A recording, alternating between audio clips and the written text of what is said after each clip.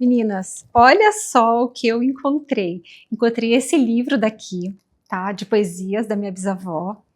E eu queria ler para vocês a dedicatória que minha bisavó fez. Eu não vou nem falar o ano, tá?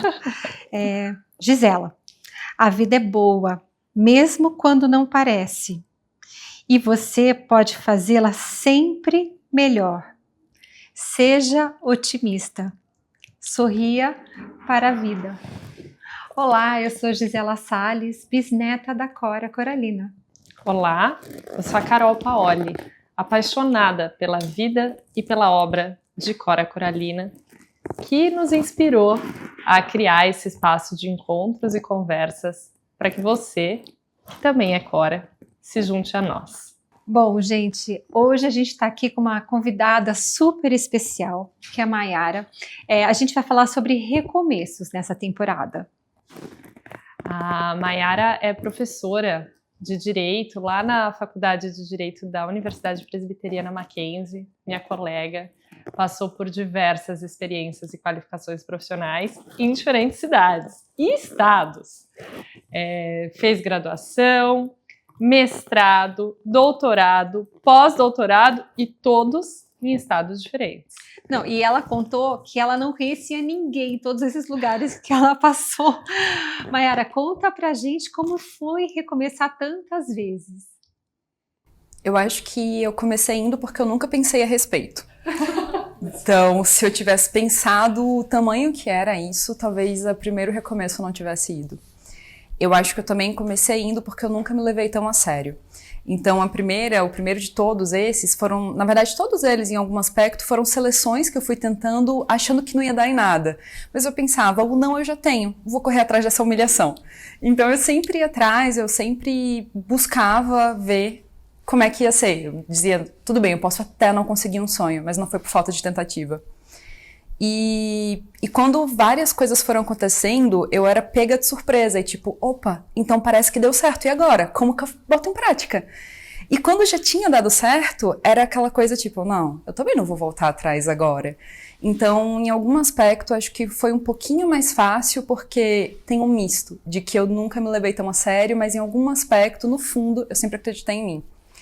E pra mim, ter ido pela primeira vez foi o que me chamou mais atenção, porque hoje, por exemplo, quando eu vou falando com os alunos e eles veem que eu tenho uma trajetória internacional consistente, assim, muitos acham que eu me preparei para isso, que eu projetei isso.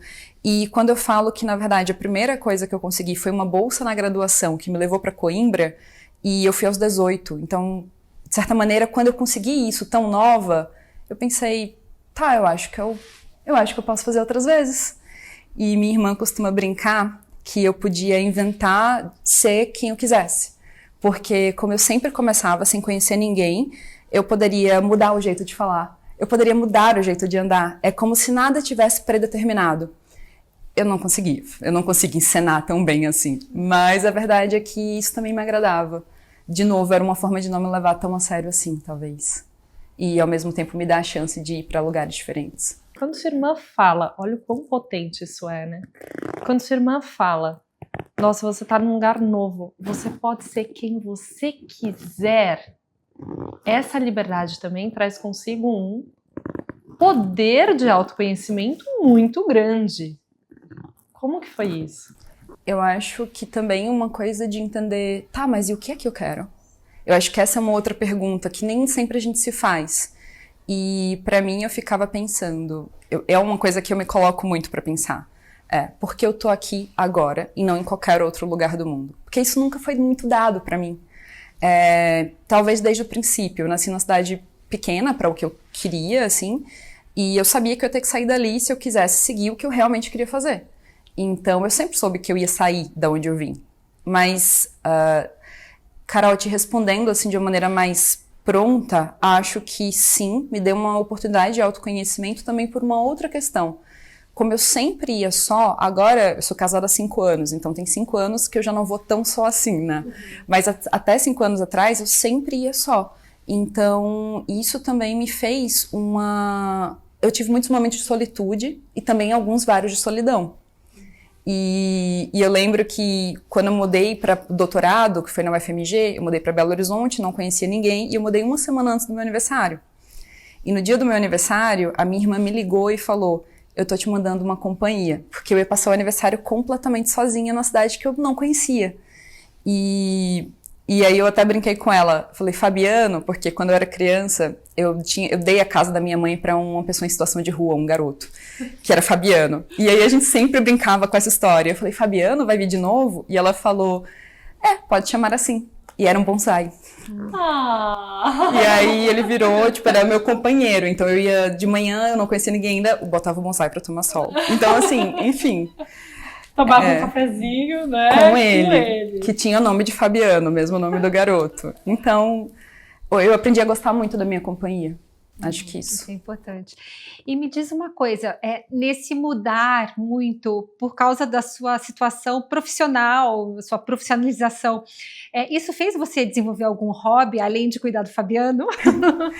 Sim, e muitos hobbies que eu poderia fazer em qualquer lugar, e é muito interessante porque a maioria dos hobbies foram que me trouxeram amigos. Então, por exemplo, eu amava fotografia, e eu saía para fotografar, e aí eu conhecia alguém porque a pessoa me procurava porque eu estava, por exemplo, usando uma câmera analógica num lugar que não era esperado. Ou então eu ia para os festivais de cinema, então eu ia assistir filmes e aí de novo eu conhecia alguém. Ou eu estava sempre no museu que era perto de casa e aí alguém que também estava sempre lá começava a conversar comigo. Então, na verdade, foram os meus hobbies que me trouxeram os meus primeiros amigos nesses espaços.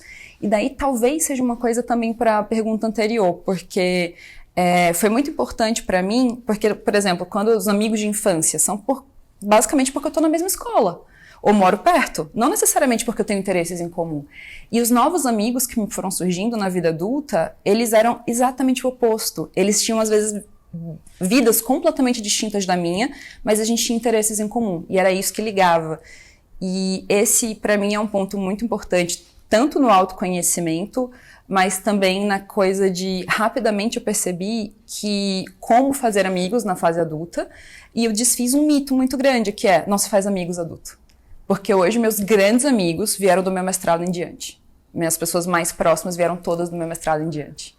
Cada um tem uma história, né? Nossa, que incrível isso. E esse ponto que você tocou da amizade, de conhecer pessoas e formar laços por interesses, eu acredito que seja um ponto de força nesses recomeços.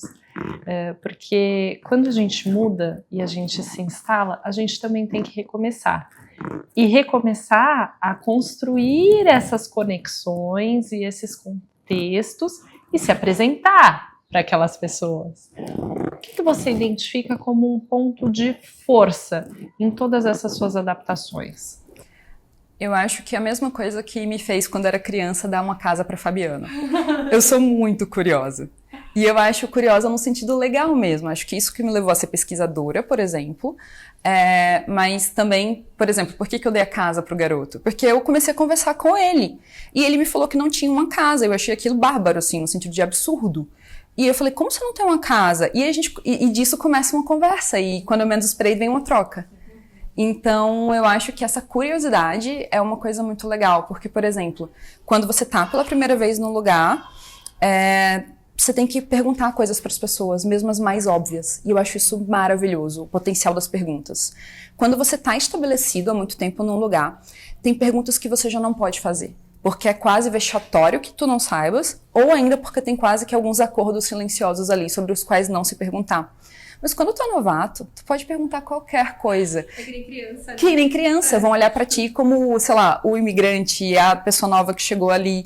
Então, eu sempre tento aproveitar, agora conscientemente, a oportunidade de fazer perguntas, quando eu sou mais autorizada por ser novata.